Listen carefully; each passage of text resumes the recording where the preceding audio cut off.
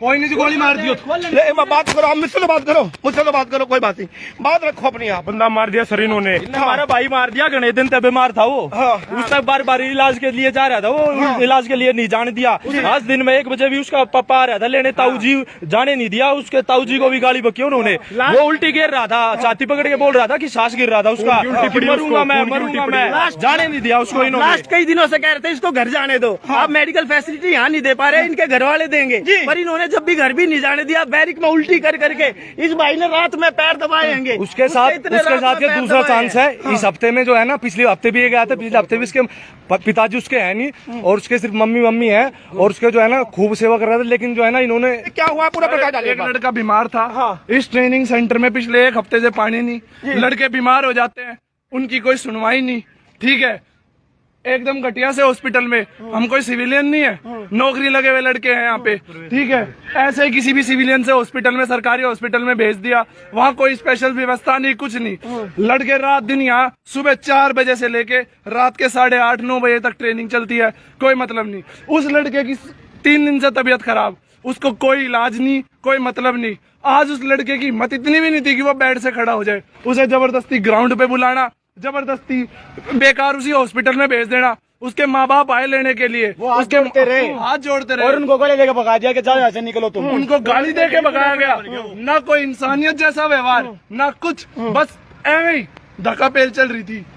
यहाँ वो लड़का आया, उसके बाप चाचा को धमका के उल्टा भेज दिया गया। वो लड़का मर गया जी, वो लड़का मर गया। और जिसने माँ बाप के साथ बदतमीजी, सारा सिस्टम सब करप्ट, कोई हिसाब नहीं जी यहाँ पे। मार पिटाई जो देखो वो हिसाब, गंदी गाड़ी ना, पानी ना, बिजली ना, कुछ भी नहीं। पानी नहीं आ रहा। 25 लड़के एक बैरिक में रख रखे हैं, जिसमें सिर्फ 10 से 12 या 15 मैक्सिमम रहने की स्थिति हो, उसमें 25 लड़के रह रहे हैं। कोई नहाने की व्यवस्था नहीं, कुछ नहीं। वो लड़का यहाँ तड़प के मर गया, उसके बच्चे के साथ इतना बुरा। एक बूढ़ी माँ है जी उसके घर में, बाप भी नहीं उसका बाप भी नहीं है। उससे पूछो क्या करना है जीवन में, बस माँ की सेवा करनी है। भाई मेरे से लंबा था, 4 फुट 2 इंच मेरे से लंबा था वो लड़का। ये हालात है यहाँ पे। जी मैं और कुछ नहीं जी है बस। 1 बजे मिल के गया, कह रहा था कि भाई मुझे सांस नहीं आ रही, भाई मुझे सांस नहीं आ रही, मुझे सांस नहीं। मैं कहा भाई पानी लाऊं, क्योंकि मुझे जान नहीं दे रहे, बाहर नहीं जान दे रहे, मुझे सांस नहीं आ रही। उसके मम्मी पापा, उसके पापा तो है ना, उसके वो अंकल आए थे, उसको लेके गए हैं वहाँ पर, उसको तब भी नहीं जाने दे रहे, गाली देके भगा रहे हैं। मैं सुबह से 2 बार कि ताऊ जी आए थे उनके, उनको भी गाली देके मारपीट करके भगाया, गाली देकर भगा दिया। जब लास्ट सांस बच गई, जब उसको कह रहे कि जाओ अब तुम हॉस्पिटल ले जाओ। डेमोक्रेटिक देश में जी रहे सर, इधर अराजकता फैला रखी है बिल्कुल। जो ये बोल रहे इनकी चलेगी, हम तो बिल्कुल जैसे ह्यूमन बींग है ही नहीं। नहीं, आप लोग देश की सेवा करने वाले लोग हो, और आप लोग देख लीजिए। आप अंदर चलो, बच्चे इतने परेशान हैं, हम बताएंगे। क्रिमिनल को भी रात के 12 बजे हम निकाल के भेजते हैं। इधर दिखाओ, इधर इंस्पेक्टर जी को कुछ करना है तो ये कहते हैं कि क्या तुम्हारा कुछ नहीं है। इधर दिखाओ, आप इधर से आओ। चलिए कोई बात नहीं, आज यदि हमें भी सजा मिलेगी तो सजा के लिए हम भी तैयार हैं, क्योंकि देख लीजिए कि ये बच्चे देश की सेवा करने वाले हैं। और ये आगे से चलाता हूँ, आगे रास्ता है, ये देश की सेवा करने वाले हैं और खाकी कन पे धानने का इनका जुनून है।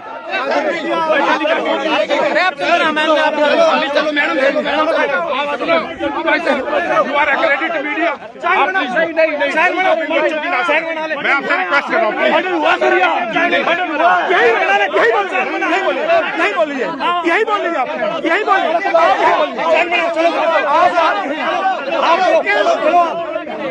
मैं आपसे ये कह रहा हूँ, आप यही बात रख लीजिए, आप यही रख लीजिए बात, मान लो मेरी बात। 1200 बंदे हैं, 1500। रुक जाओ, 1 मिनट सुनिए, ये बात मंडल हुआ है। आप यही बात रखिए, आप यही बात रखिए, बात रखिए भाई 1500 इधर मत डीसी साहब सर टेलीकास्ट हो रहा है, क्यों रोक रहे हैं? देख लीजिए कितने लोग जुड़े हुए हैं, लगातार देख लीजिए आप। एसीपी डीसीपी साहब सब खड़े इधर। मैं मिल जा रहा हूँ। मिल के आ रहा हूँ, एक बार मिल के आ रहा हूँ। 12 से 15 बच्चे मैंने आपसे रिक्वेस्ट की। मैं वही रिक्वेस्ट कर रहा हूँ सर, आपसे लाइव चल रहा है, ये लाइव चल रहा है, ये लाइव चल रहा है, ये लाइव चल रहा है, ये लाइव चल रहा है, ये लाइव चल रहा है।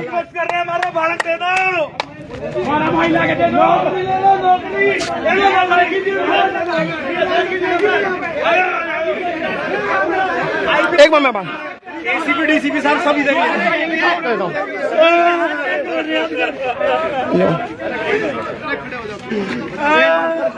ही मीडिया जाएगी अंदर।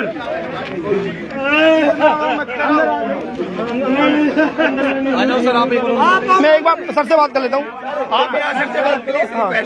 सर से बात करूँ, मैं आपके साथ हूँ। मुझे जेल भी होगी ना, मैं तैयार हूँ, मैं जेल भी होगी, मैं तैयार हूँ। मेरा भाई उसका बाप यार मुझे पता है 1500 बच्चे अंदर हैं, ये कुछ नहीं कर पावा तुम्हारा। मुझे नहीं, मैं जेल भी जाने को तैयार हूँ, मैं आपके लिए ऐसा कुछ नहीं है, मुझे तकलीफ नहीं है, मैं लेकिन मैं एक बार परमिशन कर लूँ तो मैं चला जाऊंगा। सर आपके और मैं बुलाता हूँ, मैं चाहूंगा जो भी लोग, जो मेरे साथी इस कवरेज को देख रहे हैं, वो भी एक बार कोशिश करें कि देख लीजिए, ये आवाज जरूरी है, ये आवाज बहुत जरूरी है। दम तोड़ दिया मेरे भाई ने आज लास्ट में।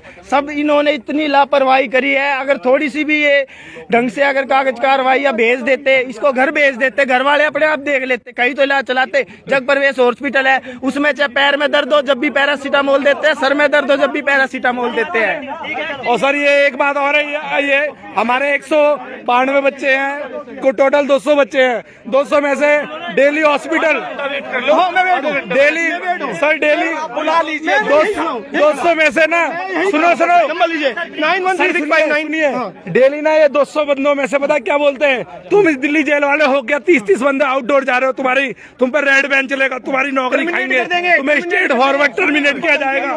सर इतना टॉर्चर कर देते हैं। ठीक है, फिर दिखाते हैं कि दिल्ली पुलिस वाले। मैं इंतजार हूँ, आप लोगों से बात करें तो कोई दिक्कत नहीं है। यदि इस बारे में देखिए, अब लगातार जिस तरह इनका दर्द फूट रहा है, उस दर्द को आपके सामने लाइव तस्वीरों में थे, और मैं खड़ा हूँ, शायद कुछ अच्छा हो पाए, कुछ न्याय की बात हो पाए, शायद उस परिवार को जांच हो पाए और जो दोषी होंगे उनको सजा मुकर्रर हो पाए। और इसीलिए हम यहाँ पहुंचे हैं, निष्पक्षता आपके सामने, और मेरा मन कि शायद अब कार्रवाई होगी, क्योंकि लाइव तस्वीरें आप तक पहुंच रही हैं और काफी बड़ी संख्या में लोग जुड़े हुए हैं, और शायद बात अब पहुंच गई होगी। और यदि पहुंच गई है तो मैं खड़ा हूं और मेरा इंतजार है कि इन बच्चों को न्याय मिल सके। और देखिए, ये वो लोग हैं जो आने वाले समय में खाकी धारण करके देश की रक्षा करेंगे, सुरक्षा करेंगे। यदि उनके साथ यदि कुछ भी गलत हो रहा है तो उसका संज्ञान आला अधिकारी ले, ये जरूरी है, नहीं तो मनोबल टूट जाएगा, कोई पुलिस में भर्ती होने का मन नहीं बना पाएगा। और ये जरूरी है कि हम लोग यहाँ पर खड़े रहें और इंतजार करें आप लोगों का एक से शायद इन लोगों को न्याय। देखिए, अब ये अच्छी बात है कि आला अधिकारियों को संज्ञान में आ गया है।